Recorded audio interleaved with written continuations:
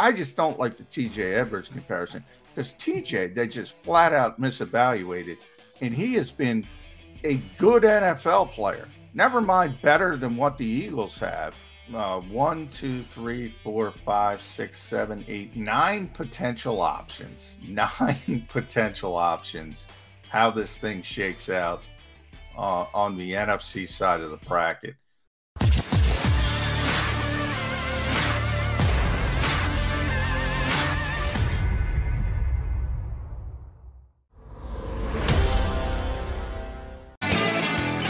He is Johnny Mac. I am Jody Mac. Mac guys on Birch 365. On the day the Philadelphia Eagles returned to the playoffs. Come on, it was only 1 year. I know it was a tough year. No, it wasn't easy being an Eagle fan. Spoiled. A little spoiled after winning a Super Bowl, going back to the playoffs next couple of years. It's now 4 out of 5 years the Eagles made the playoffs. That's not a bad percentage, Eagle fans. It was 1 year in purgatory. But the Eagles have rebounded tremendously and made the postseason. I do want to get to the matchup against the Cowboys on Saturday in just a second. But first things first. Greg Ward, 2 passes thrown his way, catches both of them. One of them a huge play for a big first down, downfield, set up a touchdown. I think it was like one of his longest receptions ever in his career, 27 yards. Great throw by Hurts, avoiding pressure in the backfield, sprinting out, put it right on Greg Ward, and he makes the catch. Something that we don't say often enough about Jalen Reagor, who had the ball thrown to him once yesterday, and he couldn't catch it. Greg Ward still playing significantly less snaps than Jalen Reagor. Can we officially put aside the fact that Jalen Reagor was a first-round draft pick, that Howie Roseman used the first-round pick on him? Whether it was Doug Peterson. If that's what you got to hang it all over, say that it was a Peterson pick, that the coaches made that pick, not you, Howie. Let's get Greg Ward out there on the field so he can make some plays for the Eagles when they really matter in the playoffs. Yeah, I don't think it's going to happen for you, Jody. Look, I know. Look, it's a coaching staff thing at this point. You're right. The first round, pedigree thing we talk about all the time on this show. It means something in the NFL. It certainly means something to the general manager.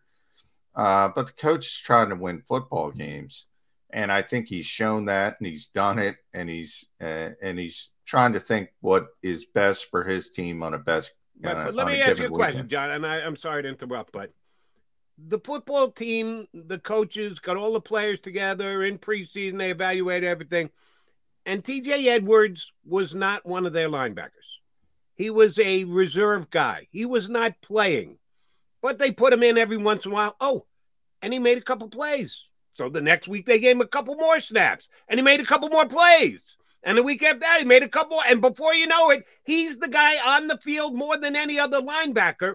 So they evaluated as the season was ongoing. We need to put the players who can most make plays for us on the field. If they did that at linebacker, why can't they do that at wide receiver? Well, they can. And look, I do not like that comparison for this reason, Jody. TJ's played great. He hasn't made a play here and there. TJ's one of been their best defensive players. If Greg Ward came in and got 13 snaps, that's what he got yesterday, and played like one of their best players, he'd get more snaps, and he kept doing it. He'd get more snaps. I don't want to put Greg Ward in the TJ Edwards category. I don't think that's fair to TJ. Do me a favor, and I know this is me making you do work, and I apologize for that. Look up for me how many snaps TJ Edwards got week 1. Go back to the first week of the season and see how many snaps he got week number 1, and it developed over time. He was Greg Ward-like first game of the season. Who was a bigger contributor to the Philadelphia Eagles last year? And I know new coaching staff wiped the slate clean. Certainly Greg Ward was a bigger contributor for last year's Eagles than TJ Edwards was. Yeah, but I guess my point would be the Eagles misevaluated TJ Edwards. And he played 29 snaps in week 1. He played 40% of the time. Now, they also blew out, they were Eric Wilson. And it was actually a little bit of a surprise that Eric Wilson, it wasn't the 3-down linebacker week one. He played 61 snaps, so 85%. And, Alex Singleton was, you remember, he was a starter and then kind of lost his job and got it back when Davion Taylor got hurt again. He was second and TJ was third. Look, they misevaluated TJ Edwards. I don't think they've misevaluated Greg Ward. I think you can make the argument. I think your stronger argument is Greg Ward is better than Jalen Reagor because Jalen Reagor is an abomination. I don't think your best argument is he's the offense's TJ Edwards because TJ has just been lights out. Yesterday was not probably one of his best games, but I'm going to look up his Pro Football Focus grade because I know it's off the charts, or it had been off the charts, and I don't think people realize. And he got pigeonholed because he couldn't run. Right. Number seven. That's one of the reasons why I made the comparison with Greg Ward. Oh, he can't fly through the air with the greatest of ease like Superman. He's a little undersized. He can't run a 4.3 40. That's why he's never going to be a downfield guy. He's a possession guy only. Well, he makes plays. TJ Edwards, not fast enough, not going to be a superstar player, doesn't have the physical capabilities other athletes do. All he does is make tackles. I stand by my comparison between Greg Ward and TJ has the trait, though. You mentioned doesn't have the size, doesn't have the speed. TJ's got the size. TJ's got the size. He's a real linebacker where there aren't a lot of real linebackers in the NFL. So he's in the modern NFL. In other words, everybody's looking for the undersized guys who can run and cover, and they forget about that aspect of the game. And so number 7 in the entire NFL at linebacker, Micah Parsons is 1, Darius Leonard is 5, Levante David is 6, TJ Edwards is 7. That's the names he's involved with. That's how well he's played for the Philadelphia Eagles. He has forced his way on the field. By the way, the big Greg Ward reception, Jalen Hurts didn't hear the play. He had to call something else, and it was complete sandlot football, which you got to give Jalen credit for, and obviously extending the play, and he's able to do some things. And, Greg Ward deserves credit for making a good catch. And you're right. I mean, adjusting. You're right that Hurts might not have heard the play, but Ward was already downfield and made the adjustment to come back. Or actually, you would say he went vertically, went horizontally, but got open, whereas Jalen had a place to throw him the ball, and then really optimistic caught the ball. That's a key to a wide receiver in this league. Yeah, when the ball is thrown to you, actually catch it. That's kind of a starting point. And like I said, I have no problem. If you want to frame it that way and say, Jalen Reagor's probably not coming up with that football. But, Greg's played 189 snaps. So, obviously, it's not a large sample size. He can't even be graded with that number of snaps. Jalen Reagor's played 650, as we talked today. Jalen Reagor is graded as the 113th best receiver in the NFL out of 130. In short, that's not good. That is not good. And guess what, Jody? He's still got a better grade than Greg Ward.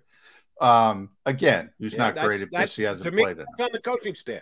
While I sit here and sing Nick Sirianni's praises across the board in the big 2-mile view from above, I can zero in a little independently and say, yes, they have misevaluated their wide receivers this year.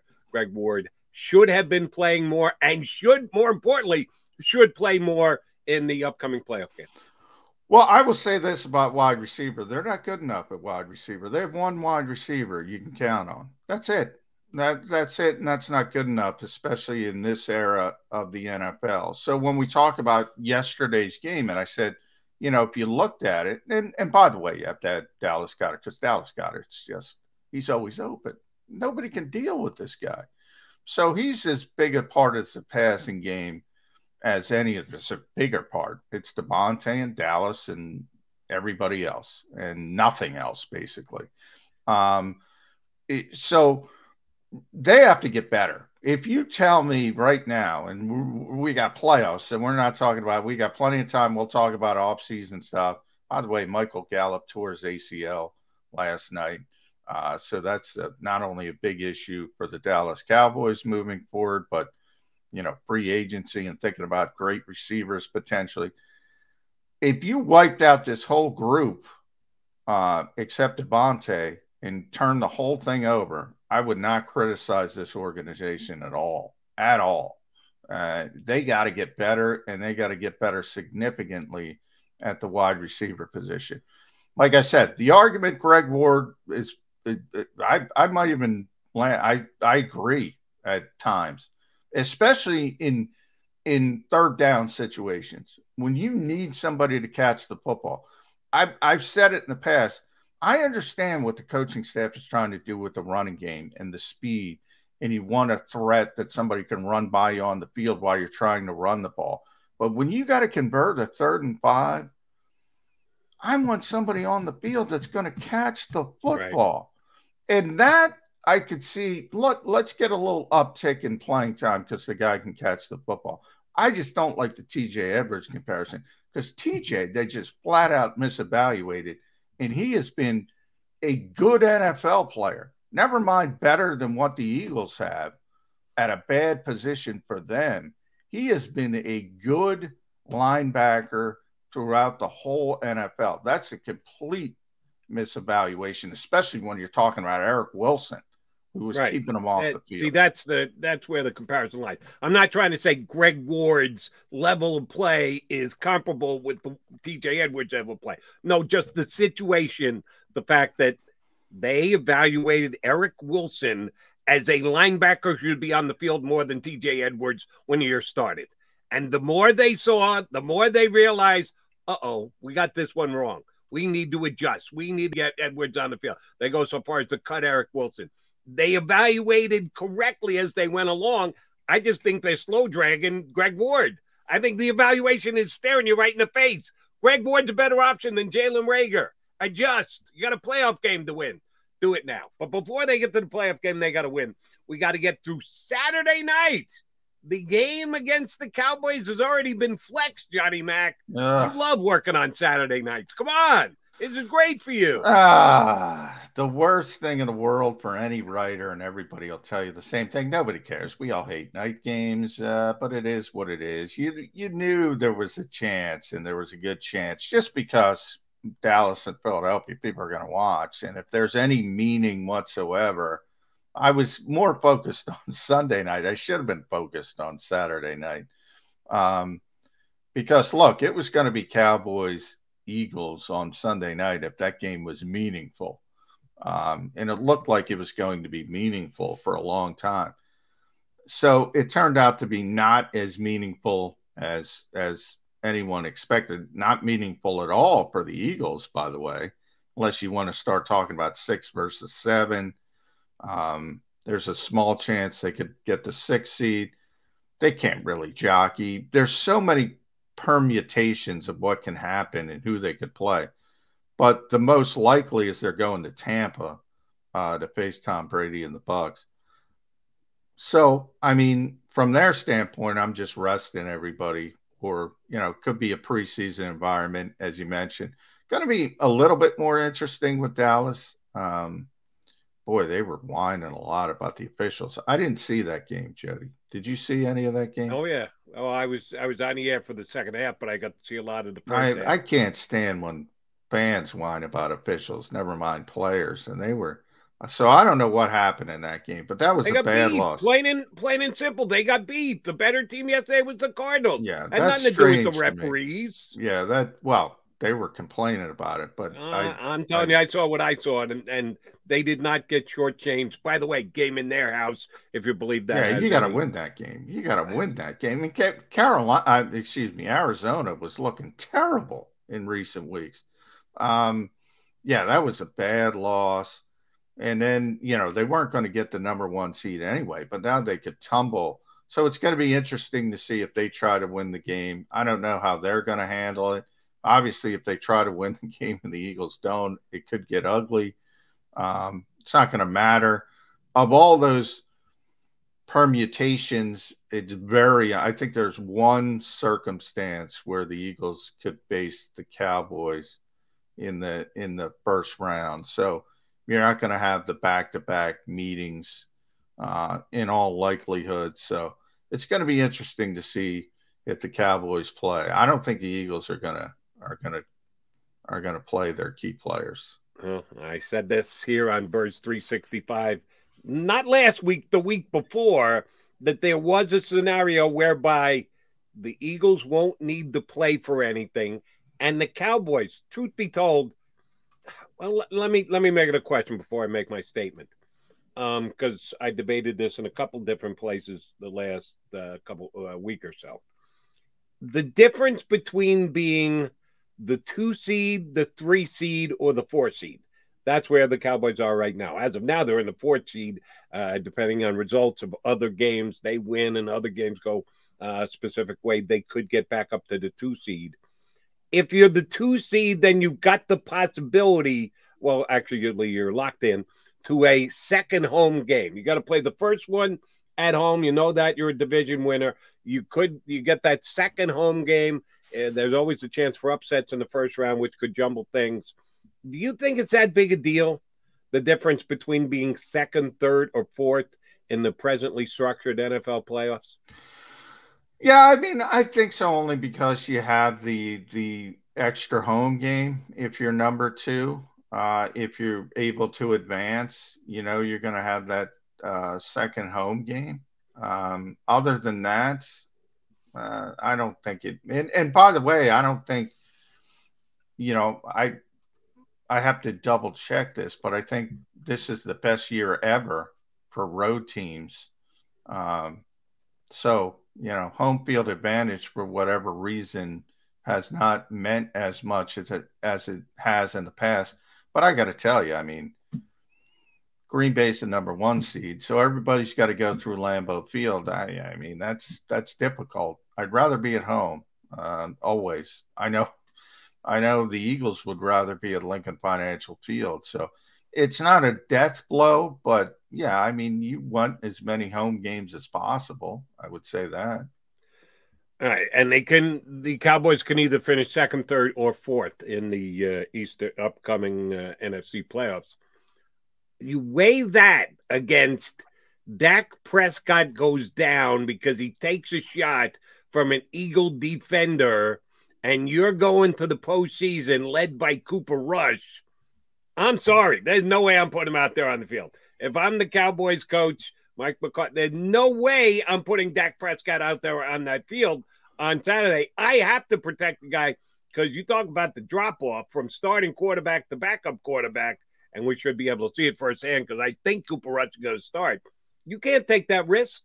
You can't, and to put him out there to start the game and then pull him out, I think is just as foolish.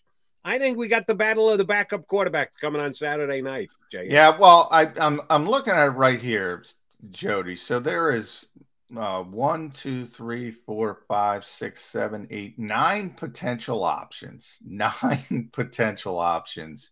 How this thing shakes out on the NFC side of the bracket. Only one of those would have Dallas getting the 2nd seed. Only one of the 9 scenarios.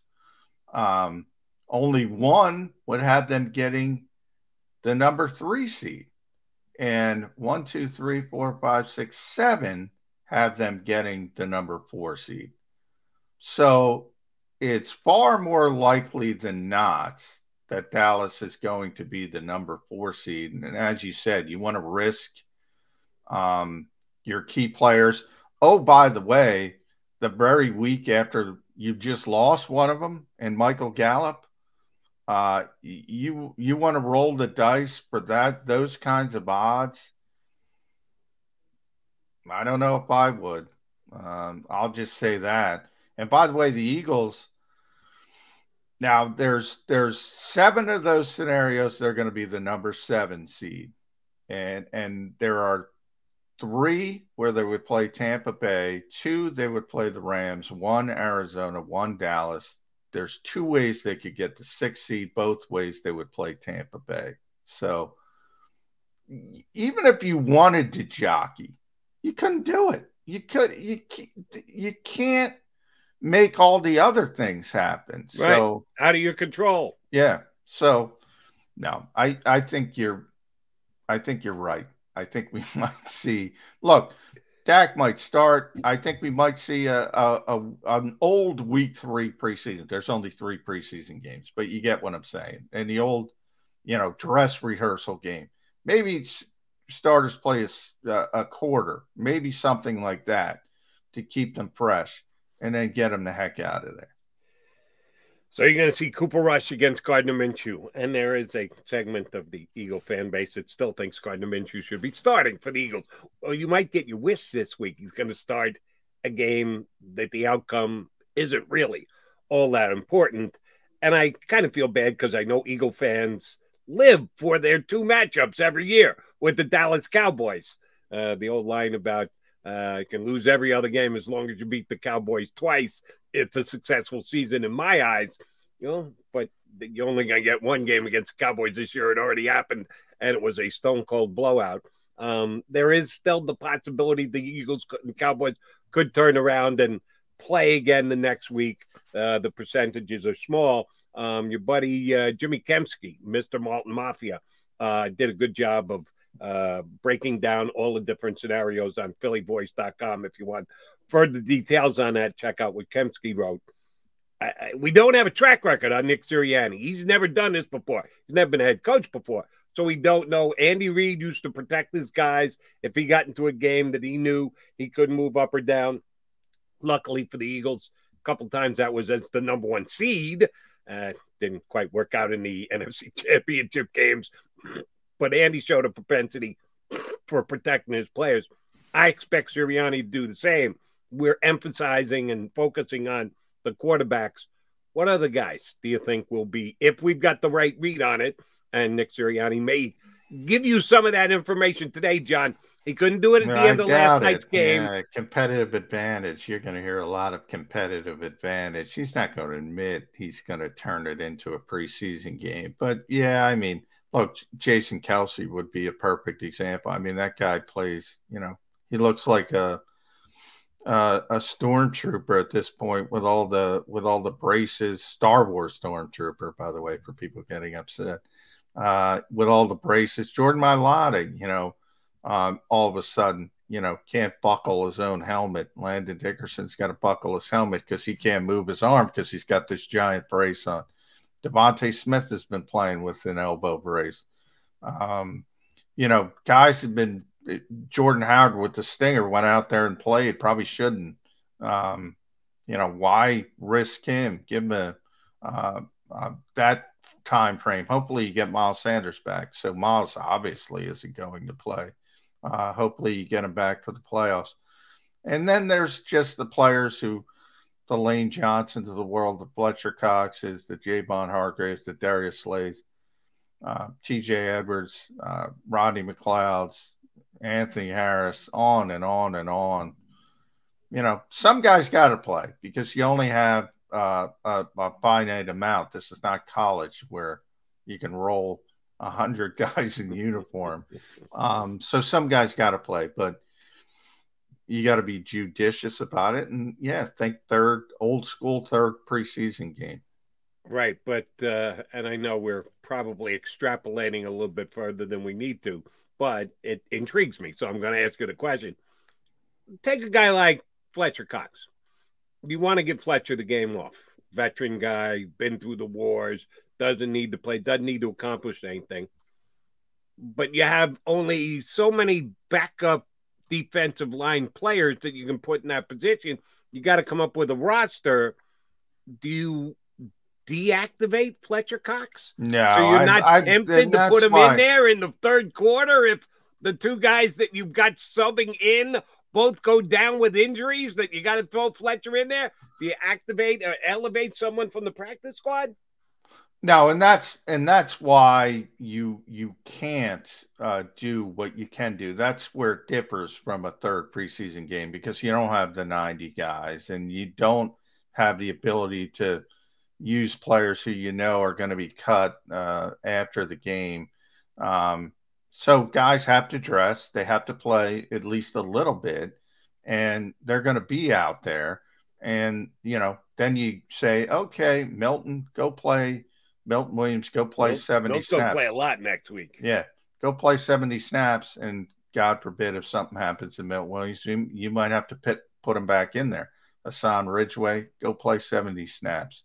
Ryan Kerrigan, go play 60 snaps and maybe get a couple tackles. By the way, Ryan Kerrigan, not little touch started the game in Washington for the Eagles at left defensive end. So another little Nick Sirianni thing, just given somebody who had so much success over the years at FedEx Field. But players like him, is Teron Jackson going to be back? If he's back, he's going to play a ton of snaps. That's how you got to go about it. But guys got to dress, because you only got 53 this time of year.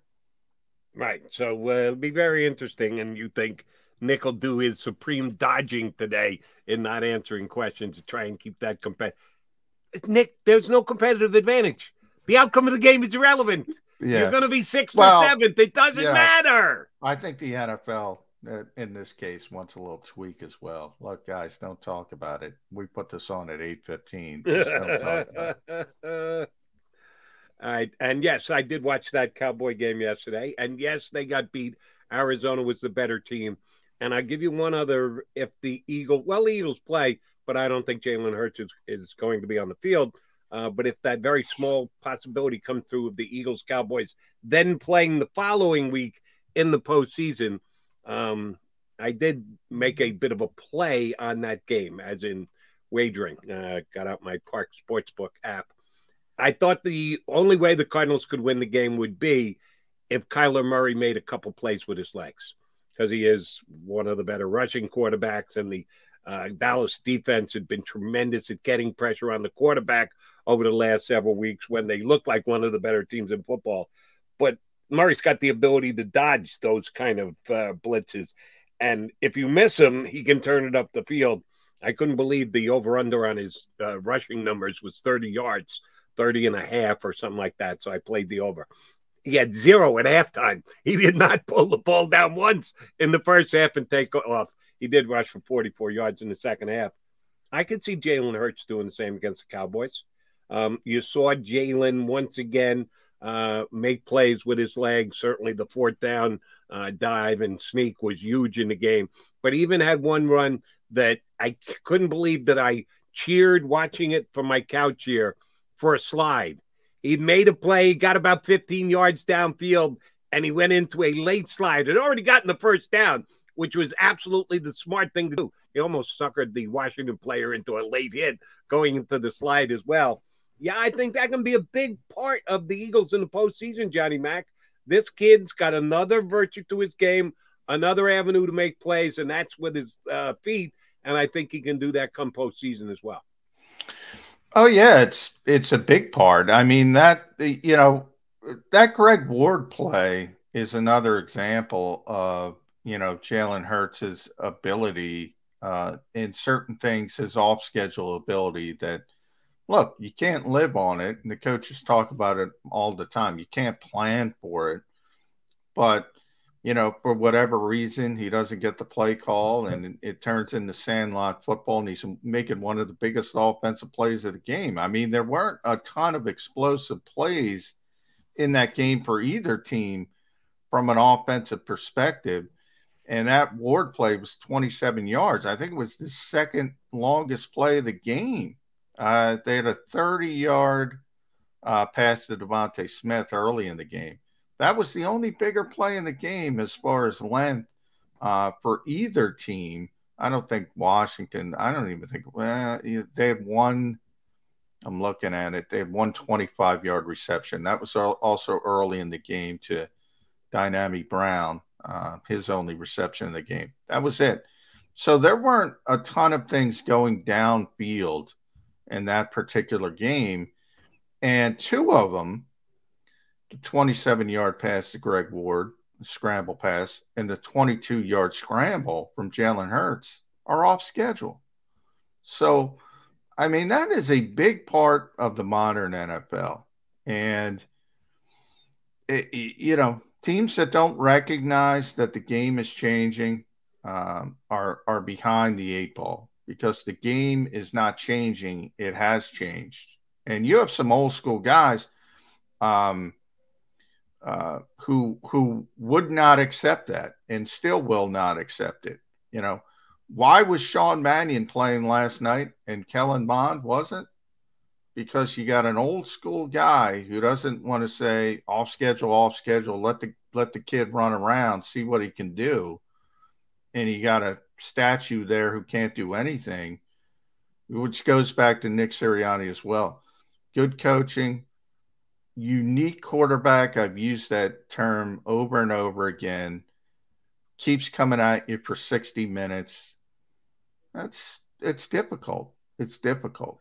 It's difficult to deal with. John McMullen, Jody McDonald, Mac guys here on Birds 365 on the JAKIB Media YouTube channel. Hey, the Birds made the playoffs. We'll be sticking with you all through the playoffs. So keep coming back here. While you're at it, hit that like button. Like, share, subscribe. Birds 365 for all your YouTube buddies. We'll come back, continue to talk about what transpired yesterday, the look ahead to Dallas. We've still got Chris Franklin from NJ.com scheduled to join us a little over 20 minutes from now. But stick around with us here on Birds 365.